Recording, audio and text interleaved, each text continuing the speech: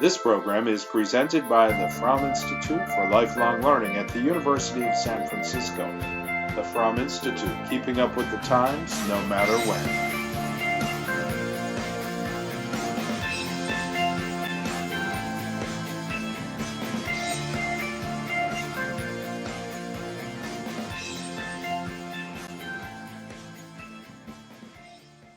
Here we go. Welcome back. I heard on NPR. I don't know if you're like me. I'm addicted to NPR. It's on all the time when I'm home. And today's going to be the hottest day of the year here in the Bay Area. Fortunately, we live in the San Francisco. Well, some of us live right here in the city where it doesn't get all that hot, even on the hottest day of the year. So I wore my short sleeve shirt today in honor of that. And we're going to keep on having a few laughs. We started with Rossini last week, which was the plan. And as you know, I've gotten a little bit behind because I found so many things I want to share with you. And we'll continue with Rossini today, and then we'll press on into his contemporary Donizetti for some more bel canto laughs. And next week, we'll get into the French repertoire, where there are plenty of laughs in a different language, and have some fun with that, too. I put my email on there, by the way. If you ever have questions about something I've talked about in the class, or you, if you ever have trouble, just give me this signal, and I'll know that it's good. And a reminder: if the music's too loud, let me know, or too soft. So if you have questions, or particularly if it's about a musical example I played, I do give you the handout, that goes online that will list the specific pieces. But if you have more questions, you know how to get a hold of me. All right, so we're laughing with Rossini some more, as we started with last week. As you know, in our Figaro class, we covered the Rossini Barber of Seville, along with various other operas where Figaro is a main character. But now we're going on to various other pieces by Rossini, including one when he was quite a young man, the Touchstone, La Pietra del Paragone. And this is one of these short operas. He wrote 5 of them when he was very young, meant for La Scala. And our plot is briefly: Count Ausdrubale, a rich young bachelor, is giving a party attended by a number of pretentious fortune hunters, and to test them, he pretends to have lost all his money, proving thus the loyalty of Clarice, who in turn poses as her own brother. This is happening all the time in opera, women pretending to be men, to test the strength of the Count's affection. So lots of disguises and gender bending as usual. And this is quite a little incidental piece that's fun, called Ombretta Sdegnosa, this little disdainful shadow. So this is the would-be poet Pacciuvio, and he's reciting his latest verse to impress the ladies, and this is a dialogue of fishes. Lovely 6/8 rhythm, da-dum, da-dum, da-dum, dum-dum, that we will associate with Gilbert and Sullivan when we get to them in a couple of weeks. Anyway, here's this fun little piece from the Touchstone. In this particular production from Madrid, the Teatro Real has become one of the major international companies, and they have conceived this as taking place in a sort of a high-tech spa. So that's why you'll see the sort of spa wear as we go into this. Here we go.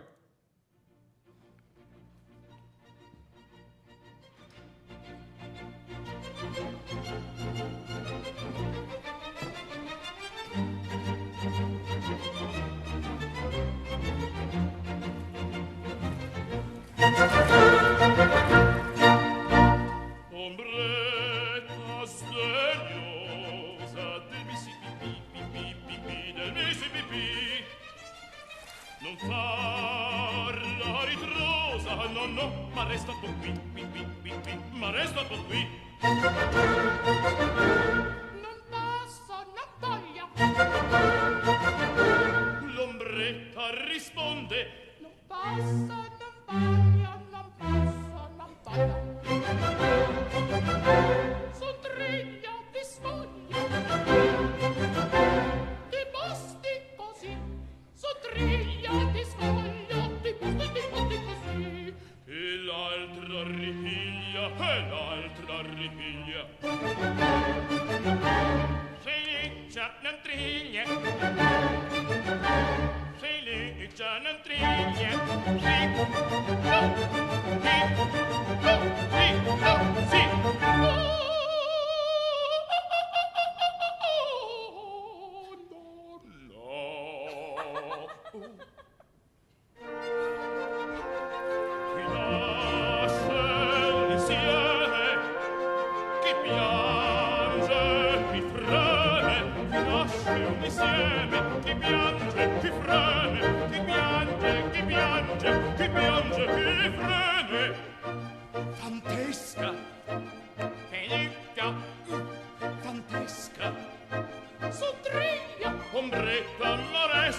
contesca, ti basti, t'arresta, non dirmi così.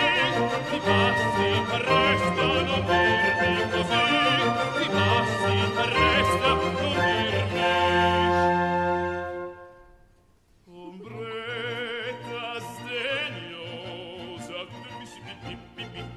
del Mississippi. Non far la ritrosa, ma resta un po' qui, ma resta un po' qui. Pip, pip, pip, qui.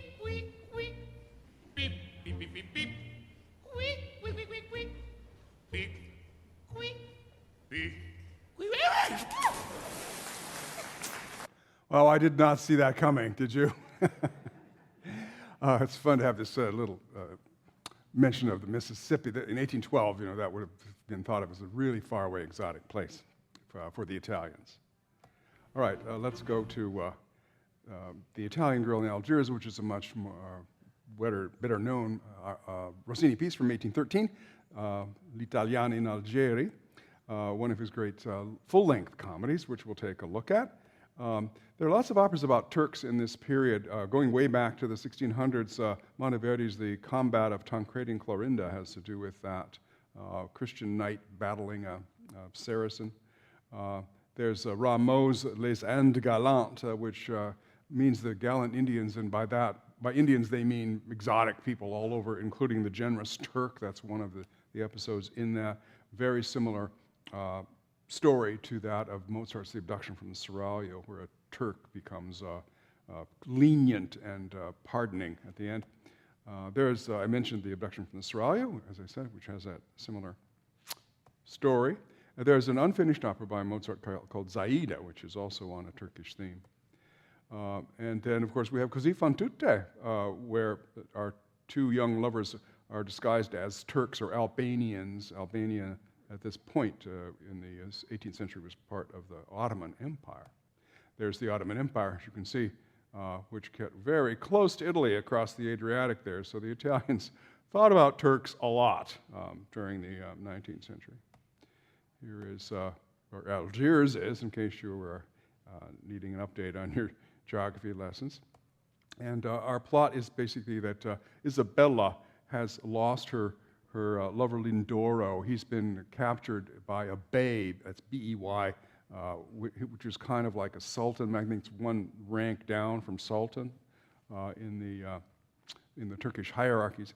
And so she's gone off to rescue him, and now she's been shipwrecked and kidnapped too, taken into custody by the bey's soldiers. So she laments her fate at first, but then she quickly pulls herself together, telling herself that she knows how to handle men. So here's the start of this with Stephanie Blythe.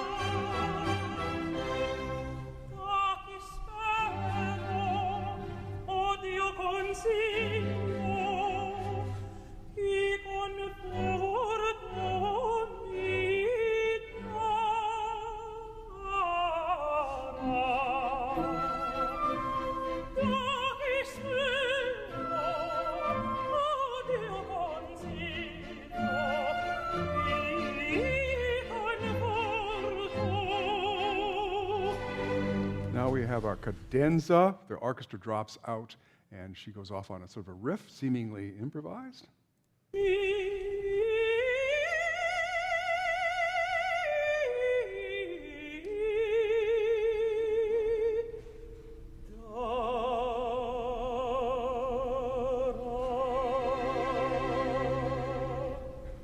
We're in the bel canto era here, it's called, the beautiful singing, which was typical of the Italian operas of the 1820s and 30s, and the teens in this case. And so we have a general division of slow, fast in these scenes. We've just had the slow part.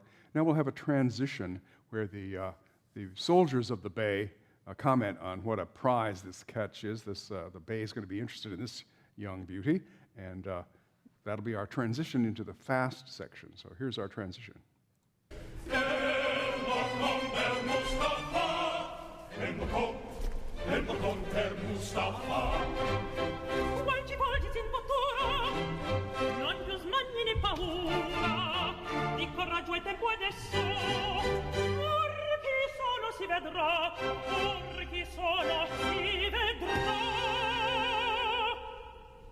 All right, now we'll get to the cabaletta. I'll switch to a different performance. This is Marilyn Horne. Cabaletta is this fast concluding section with lots of coloratura, that is, fast runs, lots of small, quick notes.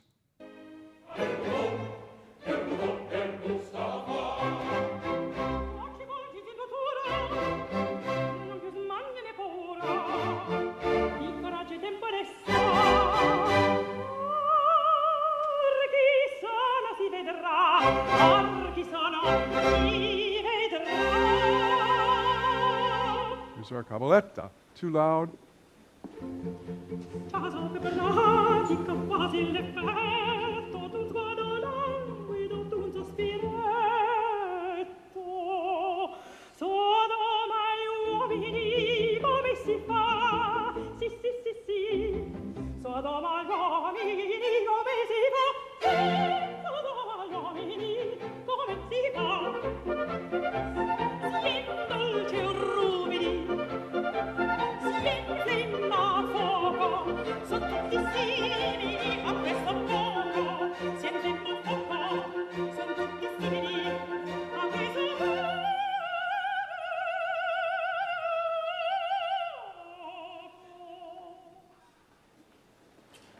We're going to repeat all that.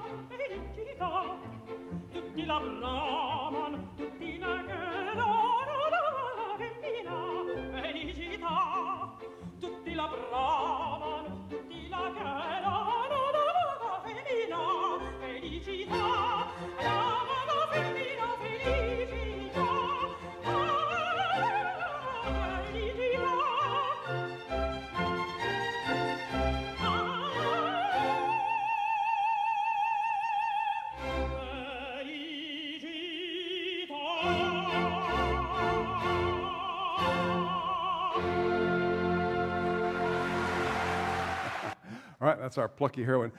Rossini loved this kind of voice, the mezzo. He wrote most of his comedies for the female roles for mezzos. And he married one, Maria Malibran, who was sort of at the end of her career when he married her, similar to Verdi's situation when he married Giuseppina Strepponi. But that's another story. Let's get into the Act One finale of The Italian Girl in the Algiers. So we have the Bey. This is this Muslim ruler, Mustafa. He's tired of his wife Elvira, and he has paired her off with his Italian slave Lindoro, and is sending them off to Italy so that he can take the new Italian woman Isabella as his bride, this woman who has just arrived. But Lindoro, Elvira, and her maid come to say goodbye to the Bey, and Lindoro and Isabella are stunned to recognize each other, but they try not to let on at this point. They've been looking for each other all this time. So to prevent Lindoro's departure, Isabella insists that Mustafa cannot banish his wife, adding that Lindoro must be her own personal servant. Between the frustration of Mustafa's plans and the happy but confused excitement of lovers, everyone heads reel. Everyone heads reels. I guess that would be the proper grammatical form of that. And we have one of these double crescendos. I talked about the double crescendo in Rossini before, where he builds up gradually to sort of a roar, and then it subsides and builds up again to an even bigger climax. And that's what's going to happen here. If you remember in The Barber of Seville, that Act 1 finale, they were all talking about how muddled their brains were, the situation was so confusing. And that's exactly what we have here as well. This is the conclusion to Act 1 of The Italian Girl in Algiers. Ma questa non è cosa. Resti con lui, mio schiavo. Ma questo non può stare. Andate dunque al diavolo, voi non sapete amar. No, ascolta, credimi. Oh, cos'è mi fai batar.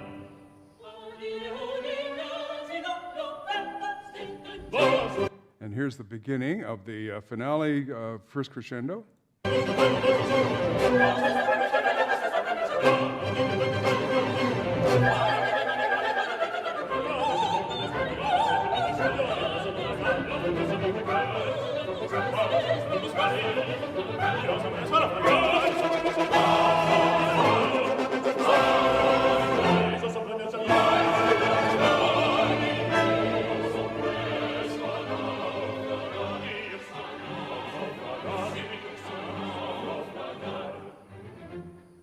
First crescendo.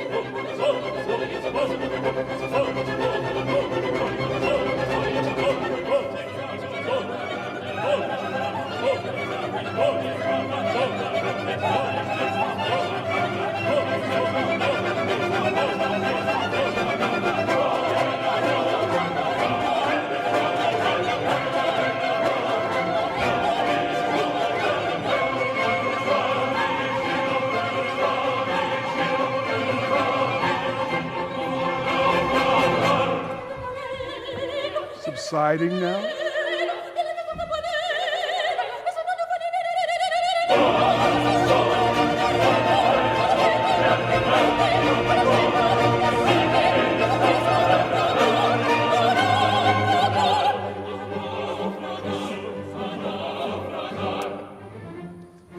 Second crescendo.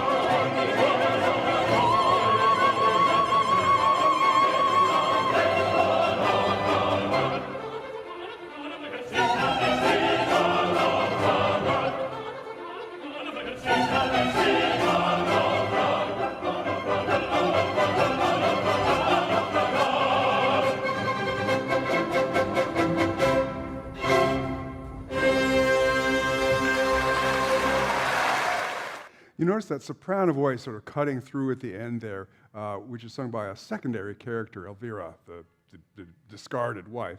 And you might remember in the first act finale of La Barber of Seville, we had that similar situation, a high voice piercing through, but not Rosina, the heroine, but the maid, Berta. So Verdi uses that high voice at the end to just sort of give it a little push, a little zip as we get to the very end. All right, let's go to another opera about Turks. This is The Turk in Italy from 1814. And once again, the Ottoman Empire there, showing you how close it all was to the Italians, so it was on their mind. And here's a quick synopsis of The Turk in Italy, which is kind of an unusually cynical plot. So we have the poet Prostocimo, and he's in search of a new subject matter for a drama, and he soon finds it. So we have one of these sort of fourth wall removal things where he's talking right to the audience about his need for a new idea. So at a gypsy camp, Zaida is longing for her Turkish fiancé Selim, whom she was forced to leave because of a slander. Meanwhile, Geronio is looking for a fortune teller to advise him on how best to cure his wife, Fiorilla, of her flirtatiousness. She's quite outlandish with other men.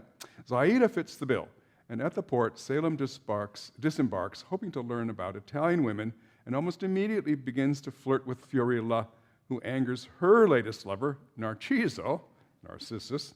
Selim prepares to sail away with Fiorilla, but his old flame Zaida recognizes her former fiancé Selim and achieves a reconciliation with him of sorts through Selim.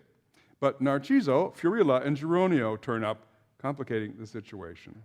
In Act 2, this is Selim now, he's the Turk. He offers to buy Geronio's wife, Fiorilla, from him.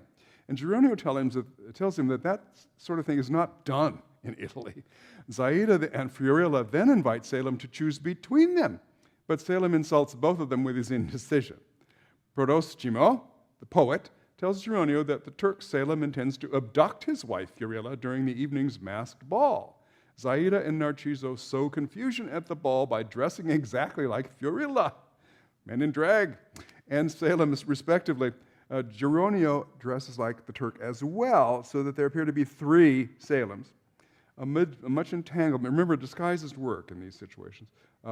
When the dust settles, Selim and Zaida are reconciled and leave Italy together, and Geronio and his wife Fiorilla are reunited, and Prodoschimo has all the material he needed for his new drama.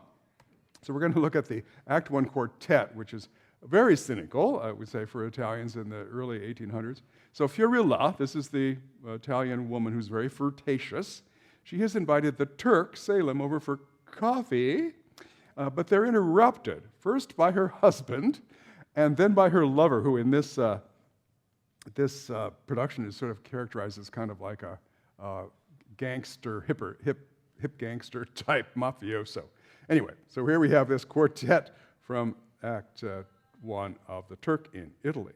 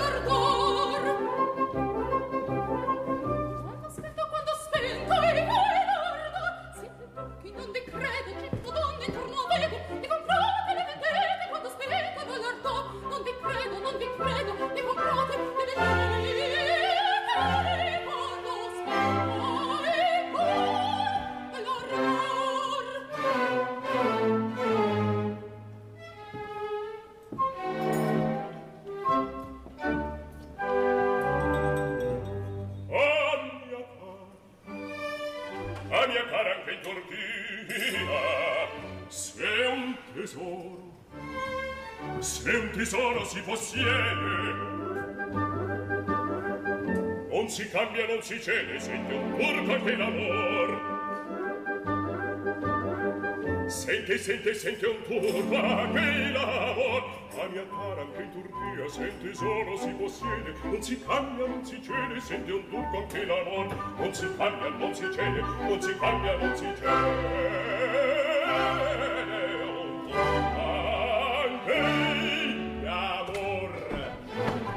The husband.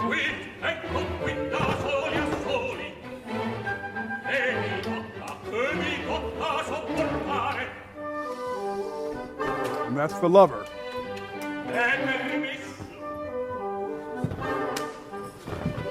Si può entrare, sperar posson tal favor, sperar posson tal favor. E pretende, è ardito. il marito, indietro, presto! Come, ahimè, che tratto è questo? Il marito, indietro, indietro, aiuto, aiuto! Compatete, e qui vedo farmi amore. Come figlio, sì signore! C'è che vedo, incostante, già del tutto, è fatta amante. E domandomi il favore, ti faccio Di baciarvi, sì signore! non ti vorrò. Sì signore! La zimarra, sì signore, sì signore! Presto, presto, presto! Guarda!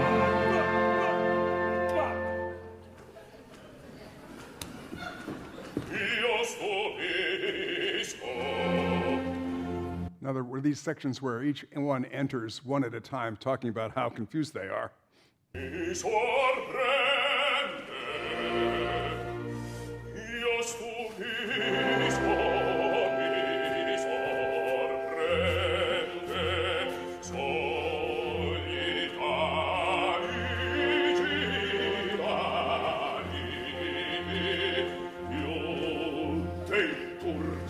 più dei turchi assai conviti sono pieni di bontà, sono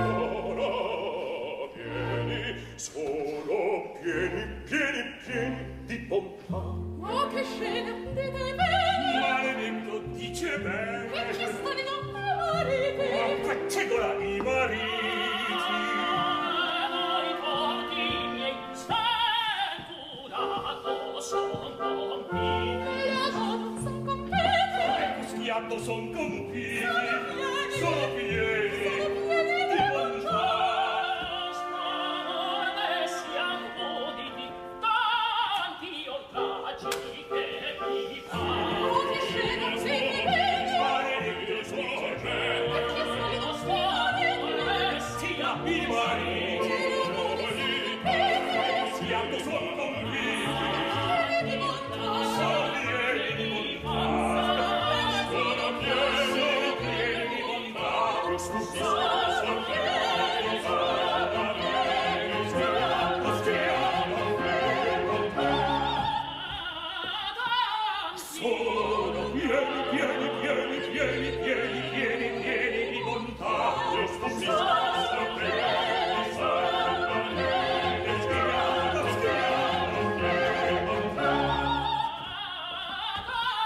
sono pieni di bontà.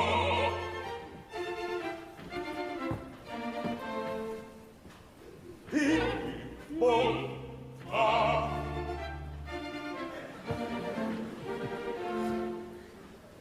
Di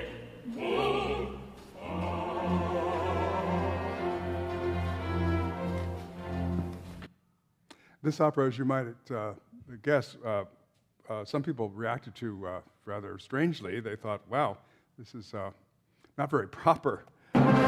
This is Rossini's biographer Giovanni Carli Ballola, who said, it's a piece of double meanings, hypocrisy, smothered anger, forced smiles, and asides through clenched teeth. It is really a bit of an outlier in terms of these Rossini comedies. Let's go on to one that's a little more familiar, and that's Cinderella. From 1817, rewritten for Rome.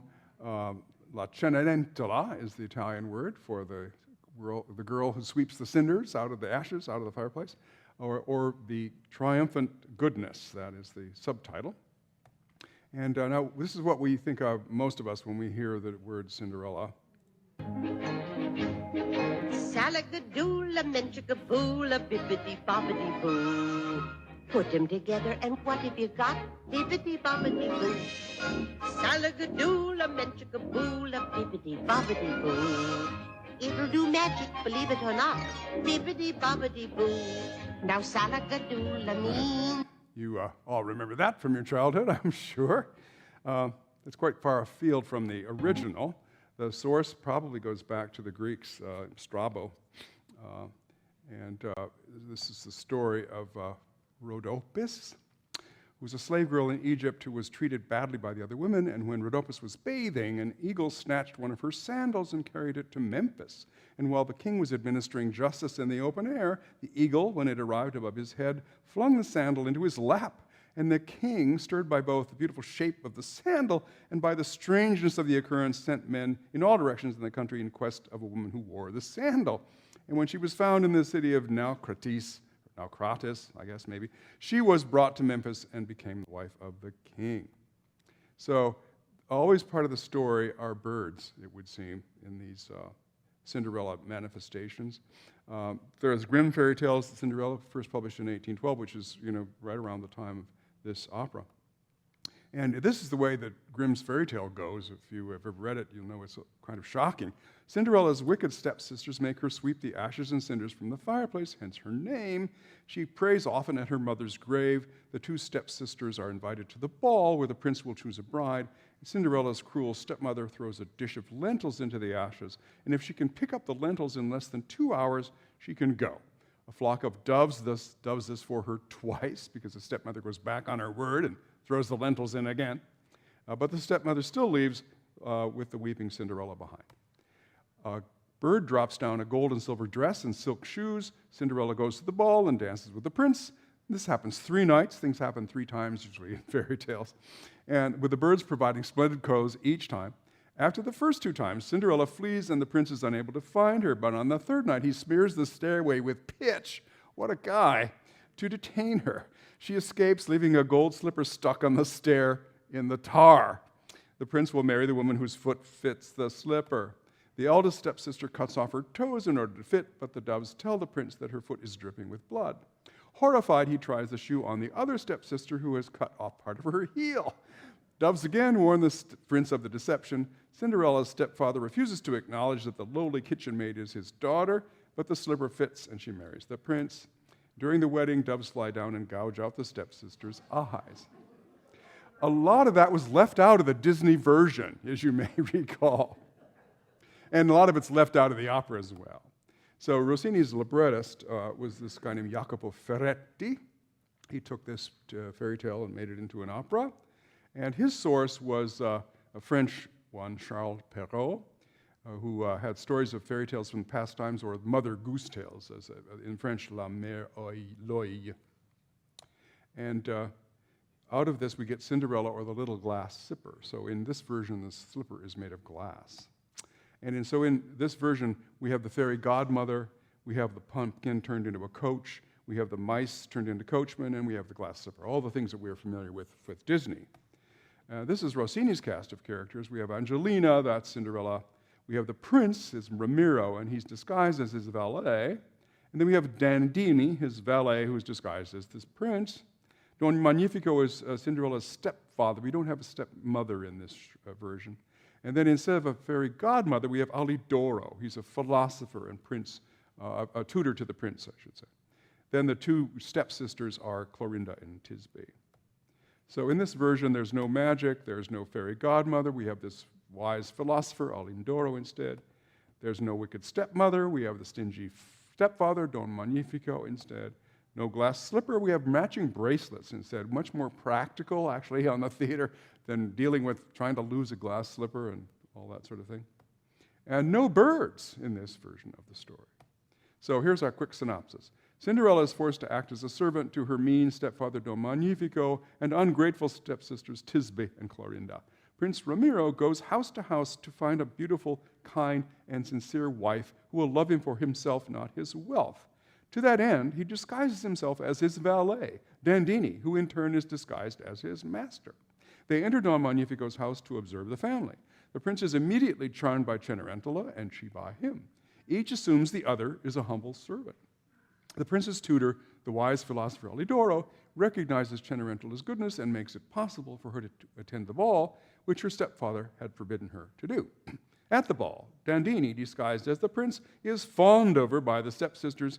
Cenerentola enters the ball veiled, and when she shows her face and lowers the veil, everyone, especially the prince, is struck by her beauty, and her stepfather and stepsisters are amazed at this mysterious stranger's resemblance to Cenerentola.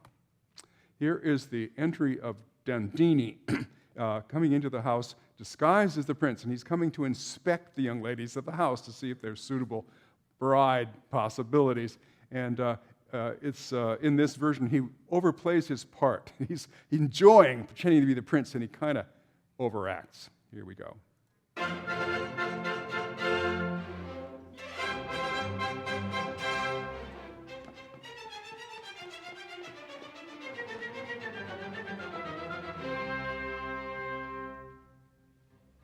That's the prince. And that's Dandini as the prince.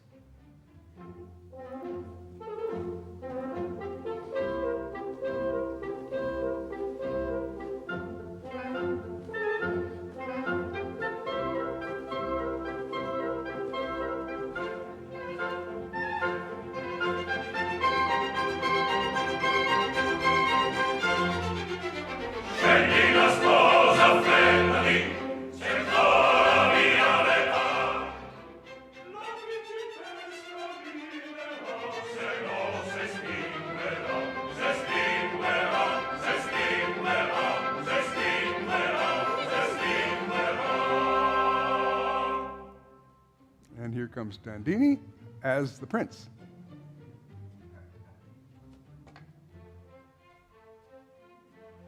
Come un'ape nei giorni d'aprile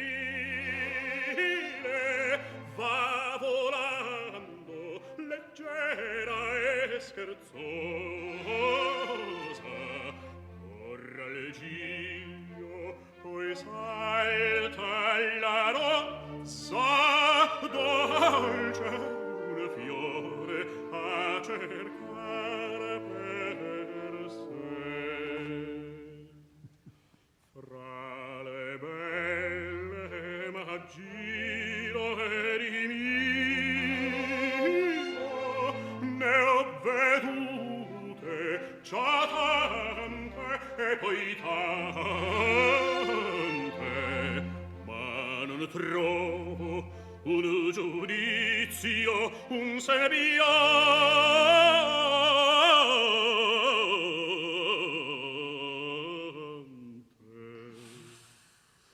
un boccone squisito per me, un boccone squisito per me, un boccone squisito per me, un boccone squisito per me.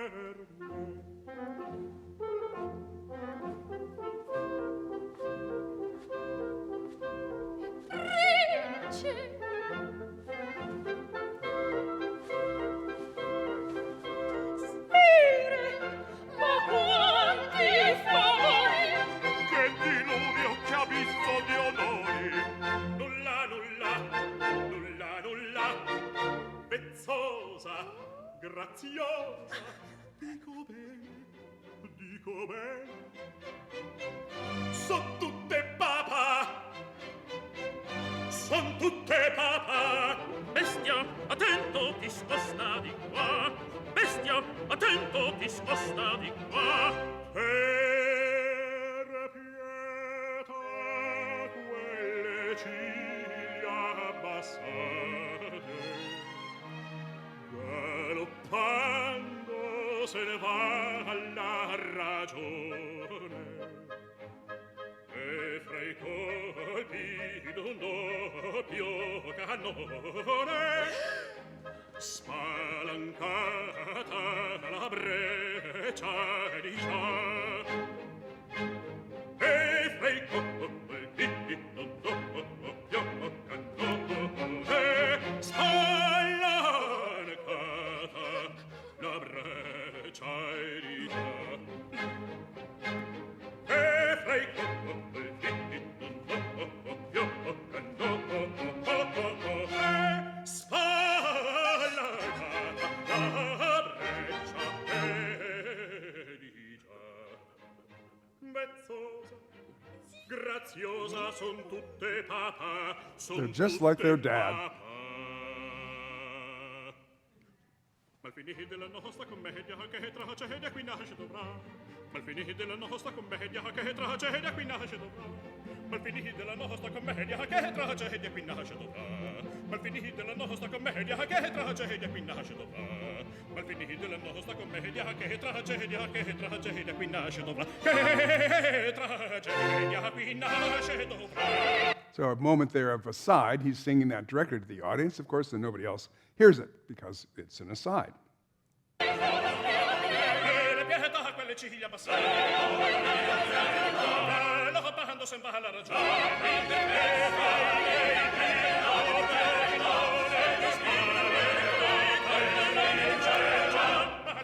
Della nostra commedia che tragedia qui nasce dovrà. E mi guarda, sospira, delira, non vedo che mi scappa di già. Guarda, sospira, delira, non vedo che mi scappa di già. Al finire della nostra commedia che tragedia qui nasce dovrà. Al finire della nostra commedia che tragedia qui nasce dovrà. Al finire della nostra commedia che tragedia qui nasce dovrà. Che tragedia qui nasce dovrà.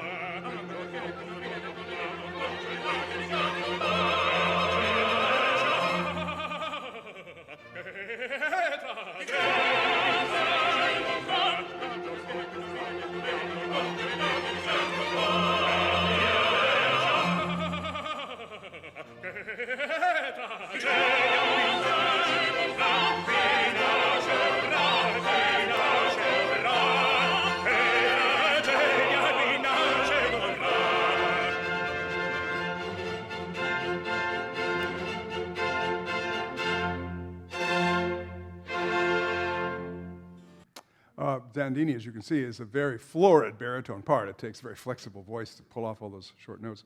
When I first encountered this, I thought, gee, it's odd that there's no stepmother, there's no fairy godmother.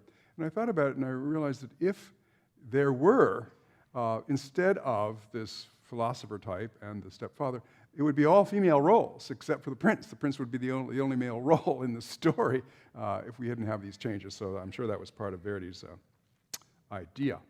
All right, here's Act 2. Cinderella tells the smitten Dandini, whom she still assumes is the prince, that she cannot love him because she loves his valet.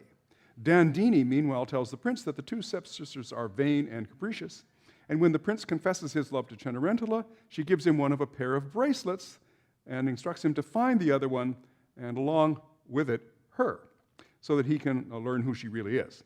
The prince immediately calls his men together to track down this mysterious, beautiful woman. Finding her at last at her home, back in servant's clothes, the prince recognizes the bracelet and reveals his true identity. And despite the indignation of her family, Cenerentola leaves with him to become his bride, and even though her family has been cruel, she forgives them, rejoicing in her newfound happiness, and all praise her goodness and kind heart. Goodness rewarded in the subtitle of the opera. Here is the wine cellar scene, which is one of these little diversionary things, not part of any original Cinderella story. So, still having fun masquerading as the prince, Dandini invites Don Magnifico, that's the stepfather, to sample the royal wine cellar. And if he has his wits about him after drinking 30 glasses of wine, he will be made the royal wine steward. And of course, Magnifico manages this. Here's that scene.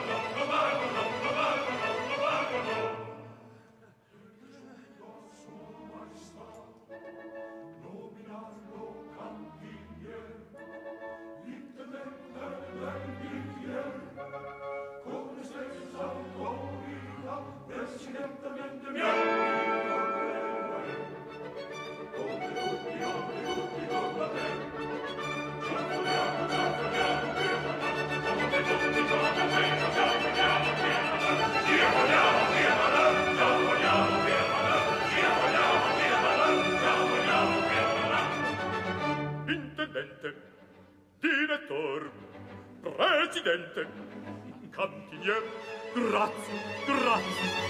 Che piacere che girando là nel cuore, che girando là nel cuore. Grazie, grazie. Che piacere che girando là nel cuore, che girando là nel cuore. Si vede scrivere quel che dettiamo, 6.000 copie, poi ne vogliamo. Lasciamo scrivere, tutti siamo qui.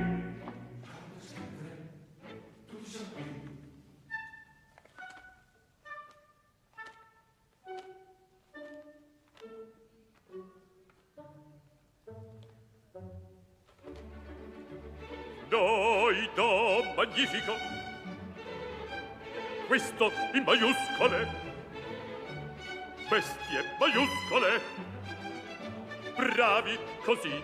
Noi do magnifico, duca e barone dell'antichissimo Montefiascone, grande intendente, gran presidente, con alti titoli, contente eccetera, in splenitudine d'autorità.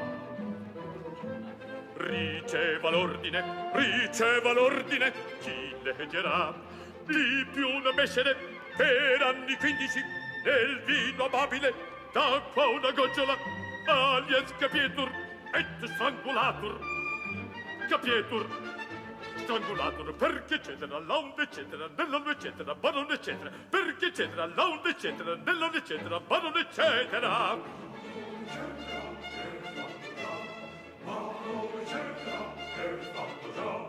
Ora affiggetelo per la città, ora affiggetelo per la città, ora affiggetelo per la città. Andiamo a mettere vino, si beverà,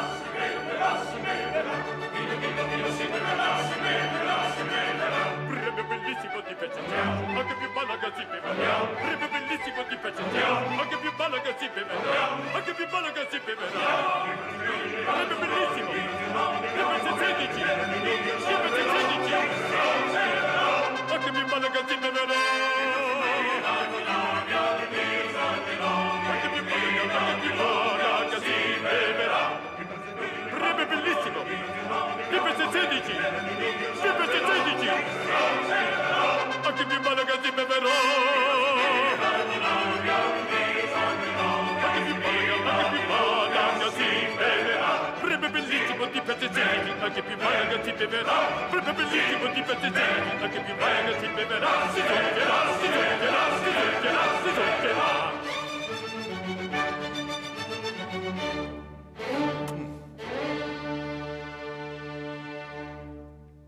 A little meta humor there with the bust of Rossini at the end. Well, he enjoyed his glass of wine too. There are no women, you might have noticed in the chorus here. This opera premiered in Rome where women were not permitted in the chorus. It's true for the Barber of Seville as well. All right, let's go on now. The prince, who's Don Ramiro in this opera, has been pretending to be his own valet Dandini, who has in turn been pretending to be the prince, so that the prince can find a bride who loves him for himself rather than for his wealth and status. And when the prince reveals his true identity to Cinderella, she is delighted, but her mean stepfather and ugly stepsisters are shocked and dumbfounded. Meanwhile, Dandini finds it all very amusing. So we have another one of these ensembles where everyone sings about how confused they are, but this is rather different.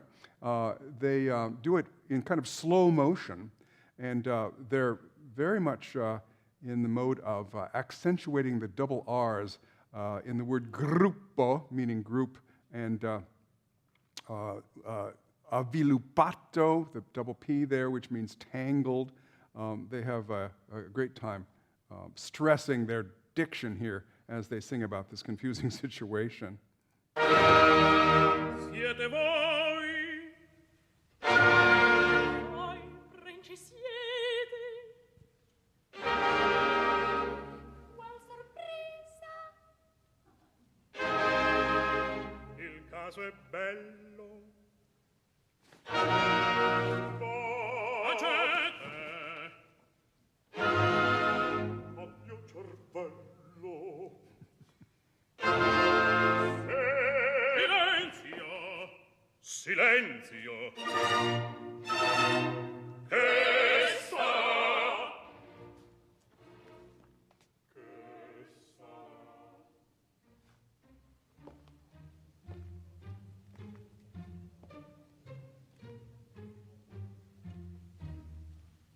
questo è un nodo illuminato, questo un gruppo rintrecciato, questo è un cuento avvislumbrato, questo è un gruppo rintrecciato, questo è un nodo, questo è un gruppo, questo è un gruppo rintrecciato, che sviluppa, questo è un gruppo, questo è un gruppo rintrecciato, questo è un nodo avviluppato, questo è un gruppo rintrecciato, che sviluppa,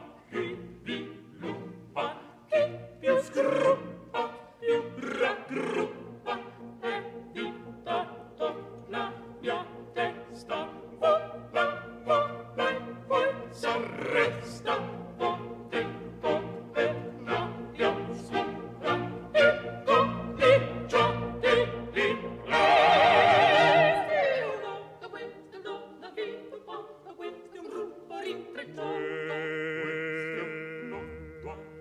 Questo è una vita, questo è un gruppo rintrecciato. Questo è un nodo rintrecciato. Questo è un nodo rintrecciato. Questo è un gruppo rintrecciato. Questo è un gruppo rintrecciato. Intanto la mia testa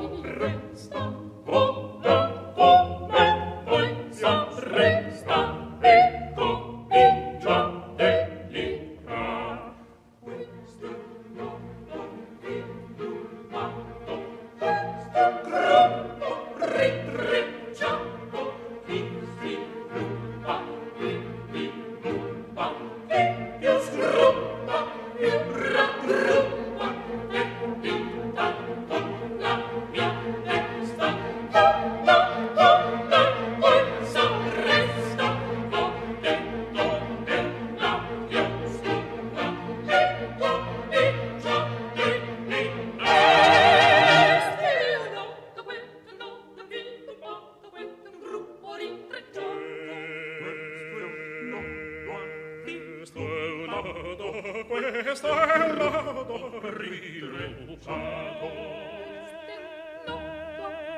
Questo è un nodo, questo è un nodo rintrecciato. Questo è un nodo, questo è un nodo avviluppato.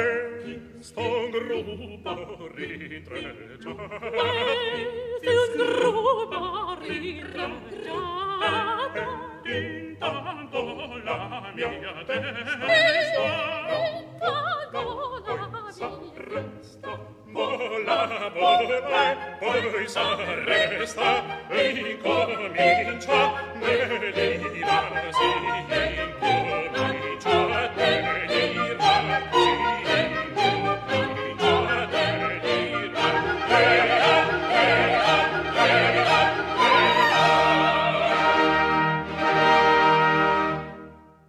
Two things to comment on. One, musically speaking, this is one of these freeze frame moments. We have to imagine the time stands still, essentially, and the music is then letting us know what's going on in the minds of all these characters, and they're thinking what a confused mess this is. The other thing to note is this is a commercial film by Jean-Pierre Panel, and wonderfully done, but you wouldn't be able to accomplish this silhouette technique on stage, and you just wouldn't be able to get the right lighting effects to do it, but it's quite brilliant here. All right, let's take our break, and it's 5 till, so I'll see you at 5 after, and we've got one more Rossini treat before we go on to Donizetti with some fun there.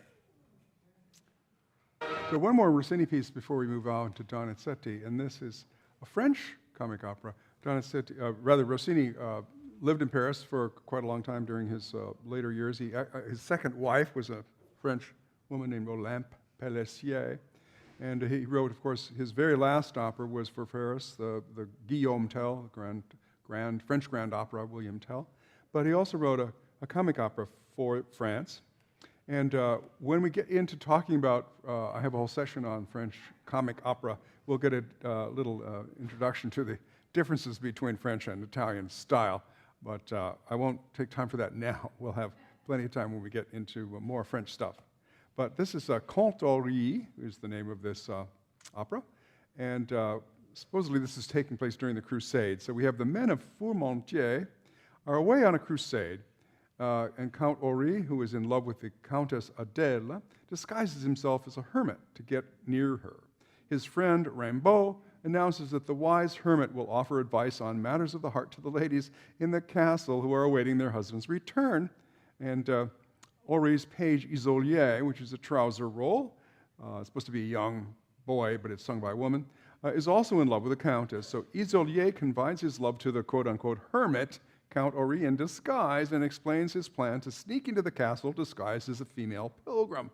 Henri decides to try this stratagem himself.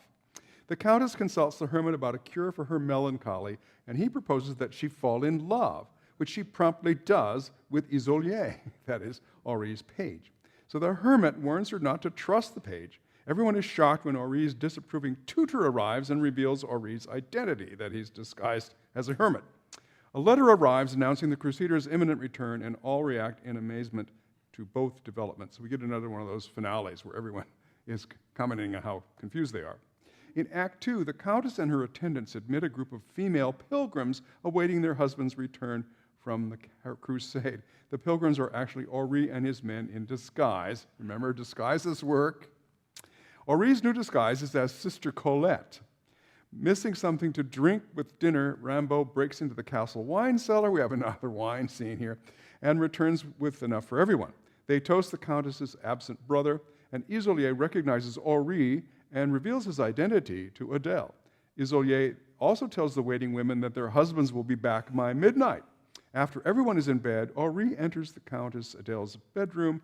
He woos her, not realizing in the dark that it is his page Isolier's hand he is holding. This is another one of these bed tricks. We talked about that in another instance. So the men return from the crusade, and Isolier reveals himself and helps Count Henri escape from the castle in a nick of time.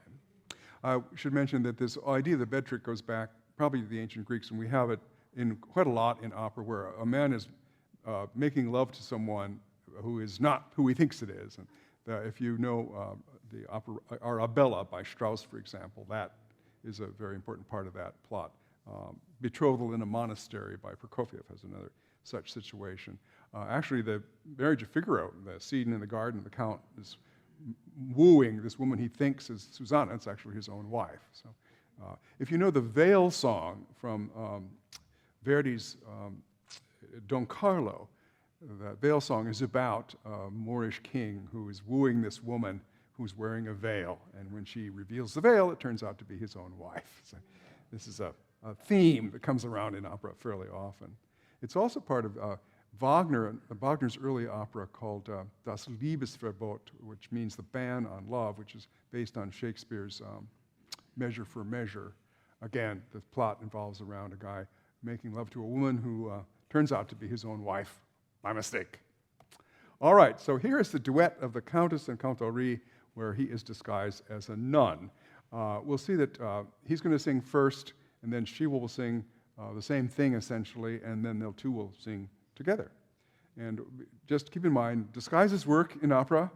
They don't work for us. We know who it is. But on stage, the disguise is working.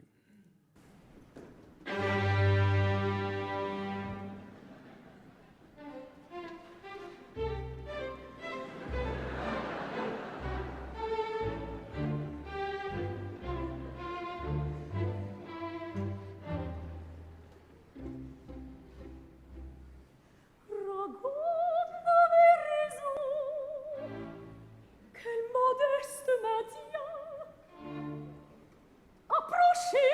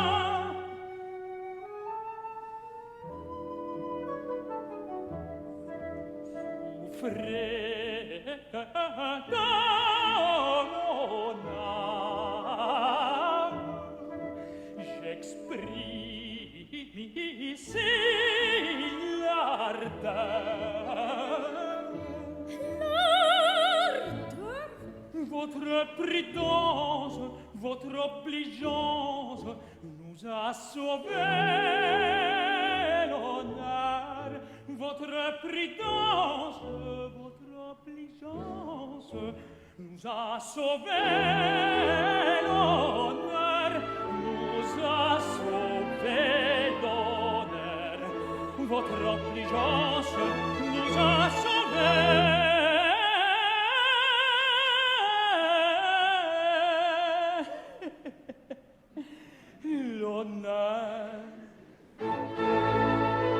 She'll respond with the same music but different text.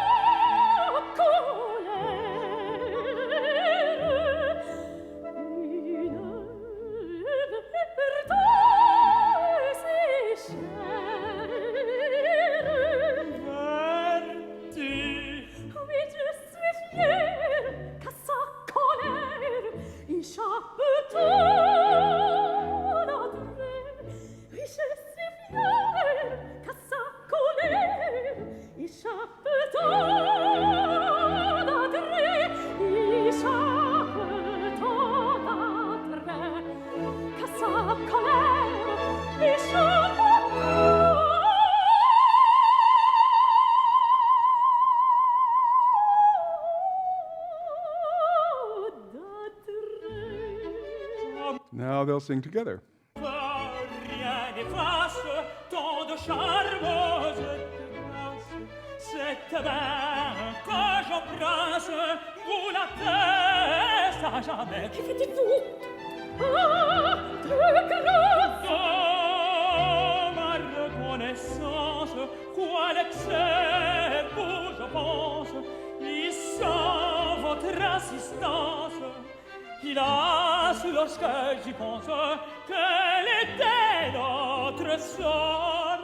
Hélas, lorsque j'y pense, d'effroi je tremble encore.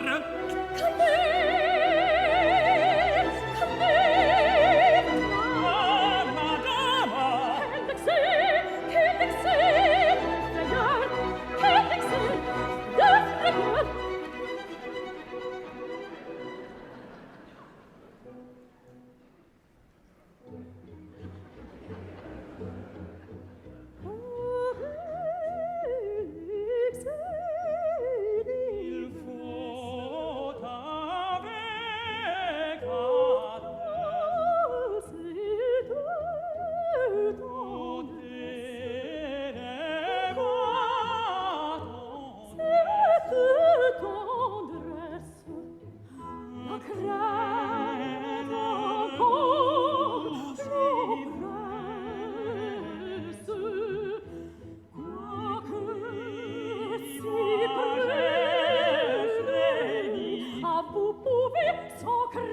Vous osez sans crainte, avec le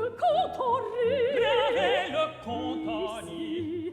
Vous osez sans crainte et si brave.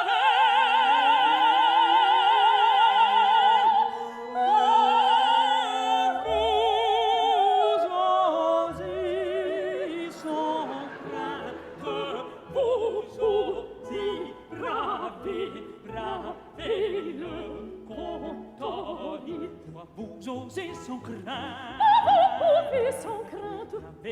compagnie.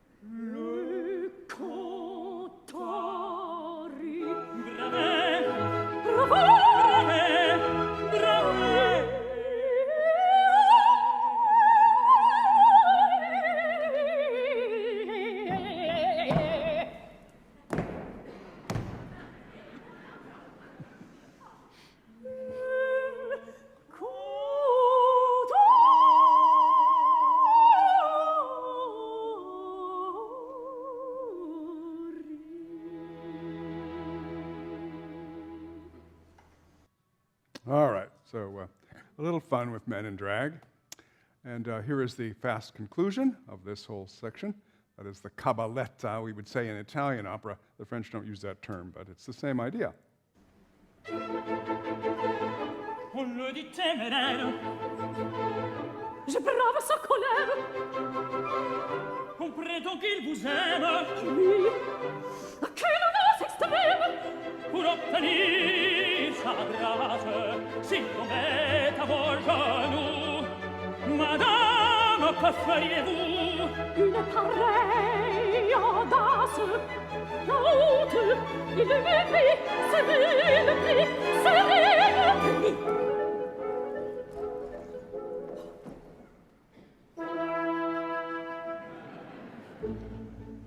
Ce téméraire qui croit nous plaire, en vain espère être vainqueur. Moi je préfère l'amour sincère qui sait nous taire sans tendreur. Mais on doit rire du faux délire et du martyre d'un séducteur, d'un séducteur. Ce téméraire qui croit nous plaire, oh, espérer être vainqueur, on va espérer séduire mon cœur, on va séduire mon cœur. Beauté si fière, prudence sévère, bientôt j'espère toucher ton cœur. Je ris d'avance de sa défense, la résistance est de rigueur. Puis l'heure arrive où la captive, faible et plaintive, c'est au vainqueur, oui c'est au vainqueur. Beauté si fière, pris de sévère, bientôt j'espère être vainqueur. Bientôt j'espère toucher ton cœur. Bientôt toucher ton cœur. Il confiance et prend défense, la vigilance, c'est pas silence. La vigilance, c'est pas silence.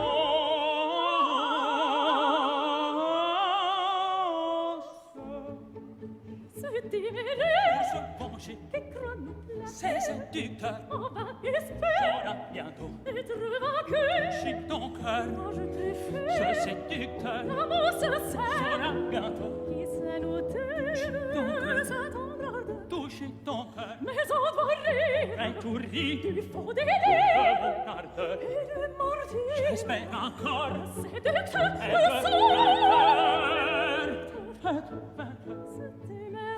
Ce séducteur sera bientôt toucher ton cœur. Oui, l'amour, espère, séduire mon cœur. Oui, l'amour me promet de bonheur. Bientôt, j'espère toucher mon cœur. Toucher mon cœur.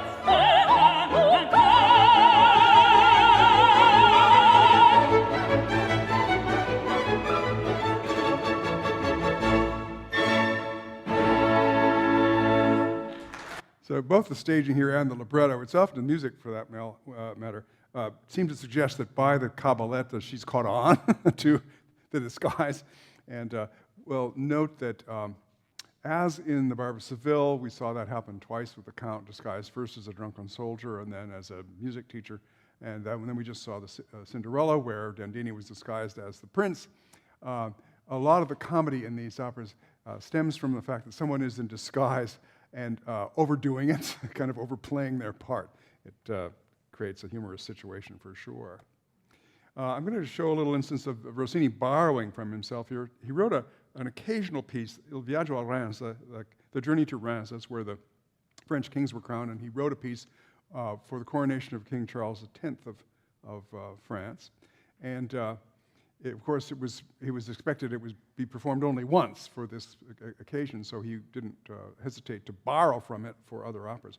But here is the piece from this. All these people are gathered together on their way to Reims to go to the coronation, and all sorts of things happen as they're gathered. And this is where we have Don Profondo.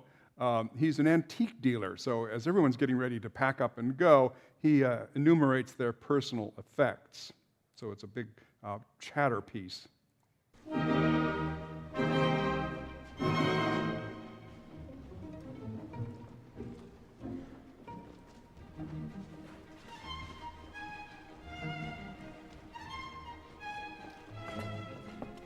Io, Don Profondo,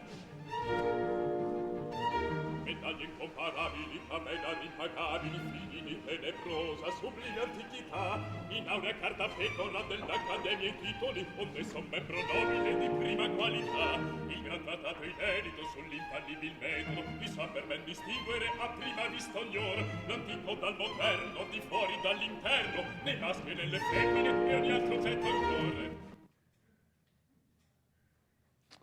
That's all we get of that. So we'll see that this whole thing is recycled for Rimbaud's aria in Contori, where he's rattling off the wines.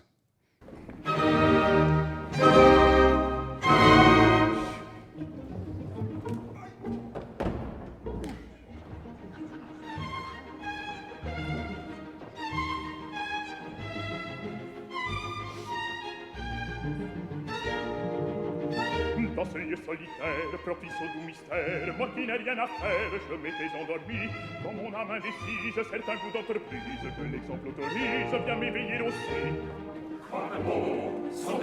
C'est le seul moyen d'être digne d'un pareil maître, et je veux reconnaître ce manoir en détail. Je parle, je m'oriente, à mes yeux se présente une chambre élégante, c'est celle du travail. Une harpe jolie de la tapisserie, près d'une broderie, j'aperçois un roman. Même en une chambrette, j'ai dans une cachette cru voir l'historiette qui bâtit en le bilan. Je sors de l'oratoire et j'entre au réfectoire, où rien ne me fait croire à l'espoir d'un festin. J'entre à l'aventure sous une voûte obscure, j'entrevois l'ouverture d'un feu souterrain. Une beauté naïve, petit gémir captive, je m'élance et j'arrive dans un vaste cellier, dont l'étendue immense et la bonne apparence attestent la prudence du sire de Formoutier. Arsenal redoutable qui fait qu'on puisse atteindre un courage indomptable contre le sarrasin, armée immense et belle d'une espèce nouvelle, plus à craindre que celle du sultan Saladin. C'est charmant, c'est divin. Près des vins de Touraine, je vois ceux d'Aquitaine, et ma vue incertaine s'égare en les comptant. Là je vois l'Allemagne, ici brille l'Espagne, la Frémille, le Champagne, du joug impatient. C'est divin, c'est charmant. J'hésite au trouble extrême, au tout péril que j'aime, et seul avec moi-même contre tant d'ennemis. Au hasard je m'élance sans compter, je commence et j'attaque avec vaillance, à la fois d'un pays. Sans compter je commence, j'attaque avec vaillance, j'attaque avec vaillance, à la fois d'un pays, à la fois d'un pays, à la fois d'un pays. Quelle conquête pour moi s'apprête, mais je m'arrête, j'entends du bruit. Quelqu'un s'avance, vers moi s'élance, de notre course, les murs frémissent, ils retentissent, on me poursuit, on crie, arrête, arrête, arrête, les cours répètent, c'est cris d'Allemagne, je fuis soudain, je fuis soudain. De fête, oh mes amis, quel jour de fête, oh mes amis de ma conquête, voilà, voilà les fruits, quel jour de fête, quel jour de fête, de ma conquête, voilà tous les fruits. Ah, mes amis de ma conquête, voilà les fruits, mes amis, de ma conquête, oui, de ma conquête, voilà les fruits.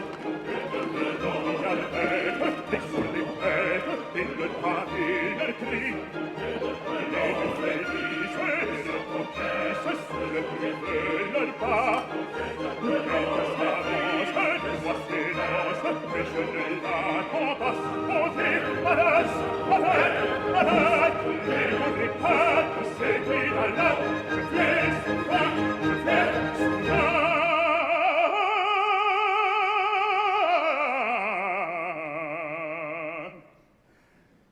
Quel jour de fête, oh mes amis, quel jour de fête, oh mes amis de la conquête, voilà les fruits. Quel jour de fête, quel jour de fête, de la conquête, voilà tous les fruits. Ah, mes amis de ma conquête, voilà les fruits, mes amis, de ma conquête, oui, de ma conquête, voilà les fruits. Quel jour de fête, oh mes amis, de ma conquête, voilà tous les fruits. Quel jour de fête, oh mes amis, de ma conquête, voilà tous les fruits. Les fruits, oui, voilà, les fruits, oui, voilà, les fruits, voilà, les fruits, les fruits, voilà.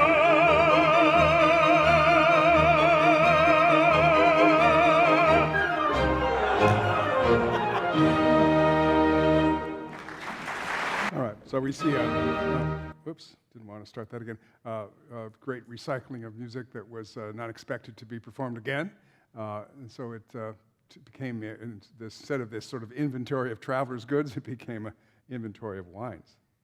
All right, so we're going to move on to, well, let's have the drinking song of the nuns. We've had a drinking song in Cinderella, and let's have a drinking song in Contori.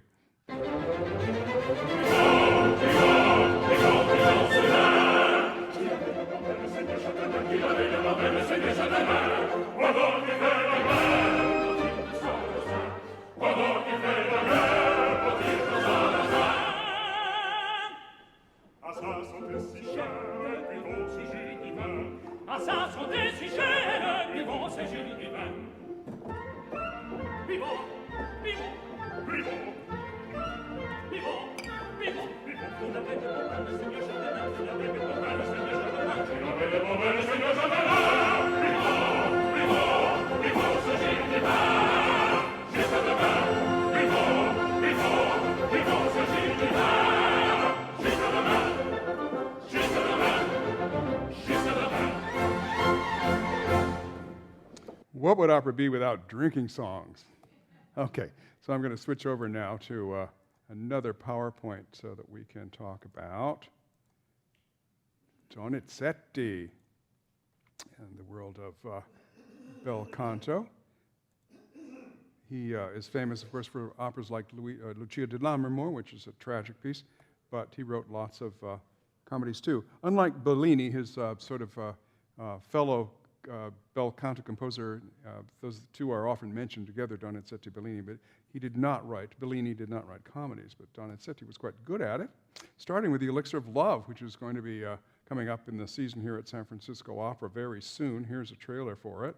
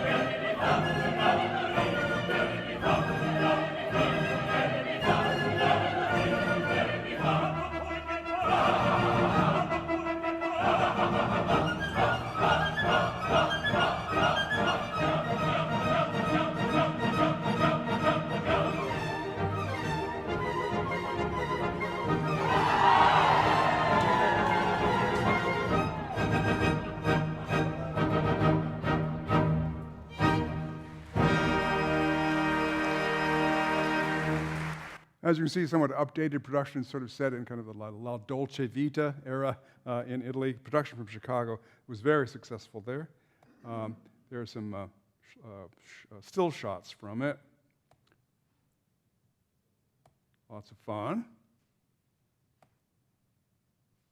Now, the plot involves, of course, around the idea that young Nemorino, he's an innocent guy, and he really wants Adina to fall in love with him. So he asks the quack salesman, Dr. Dulcamara, who markets this all-purpose miracle tonic, if he can sell him an elixir that'll make Adina love him the way Isolde loved Tristan. And so he sells him a bottle of wine.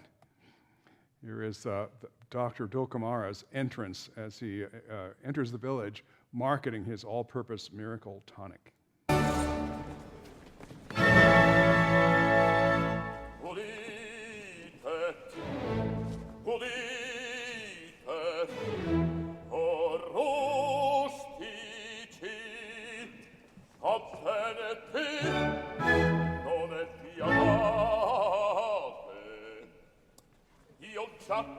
Suppongo e immagino che al par di me sappiate ch'io sono quel gran medico, dottore enciclopedico, chiamato Dulcamara, la cui virtù preclara e portenti infiniti son noti all'universo e in altri siti.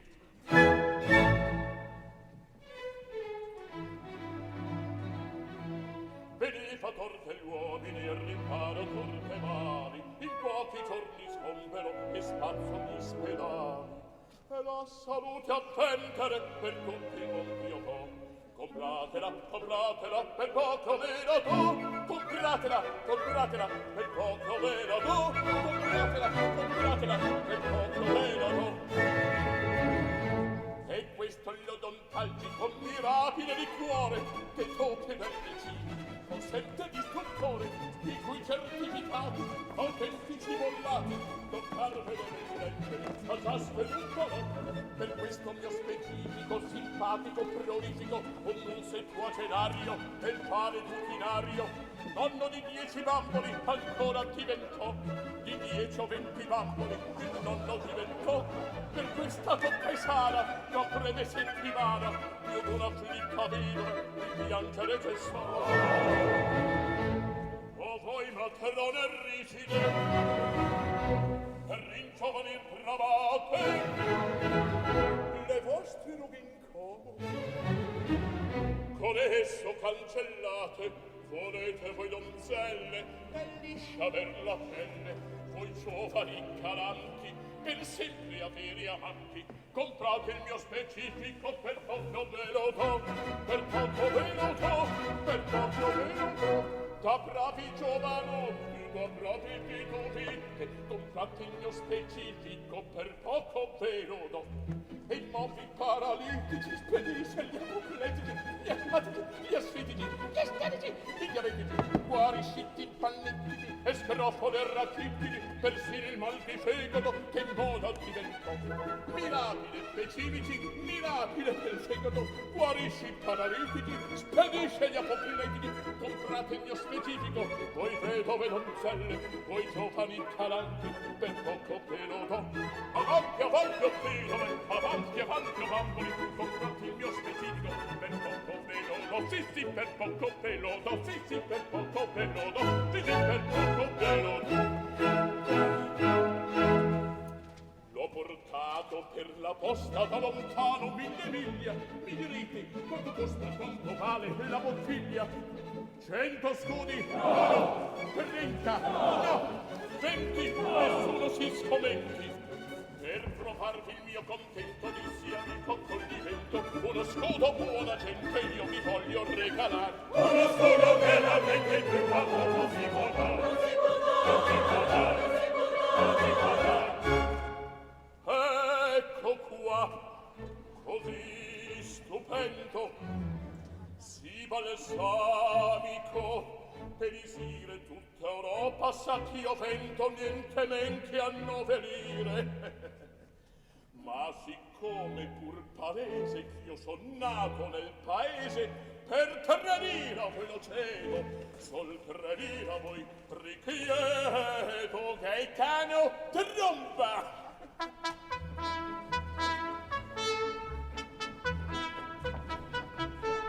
Così chiaro è come il sole, che a ciascuno che lo vuole, uno scudo bello e netto in saccoccia faccia entrare.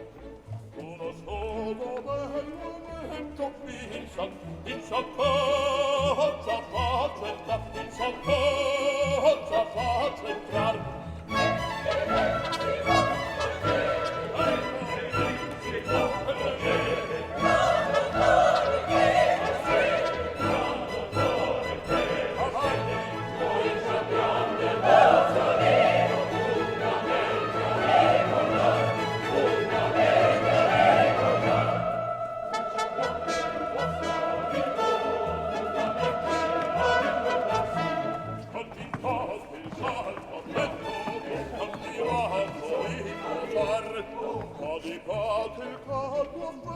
Gran miracoli può far.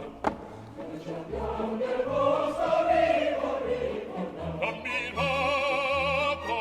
può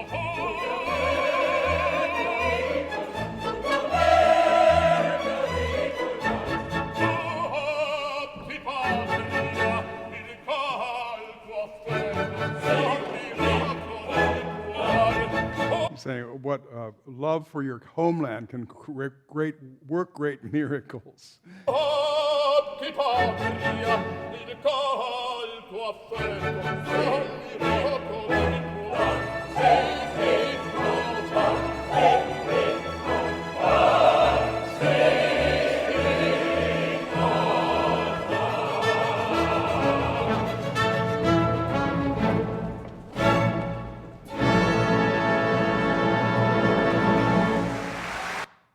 Donna said he's not especially known as a comic opera composer, but he wrote a lot of great comedies, and we're going to explore more of them next week, along with some French stuff as well. I'll see you then. Thanks.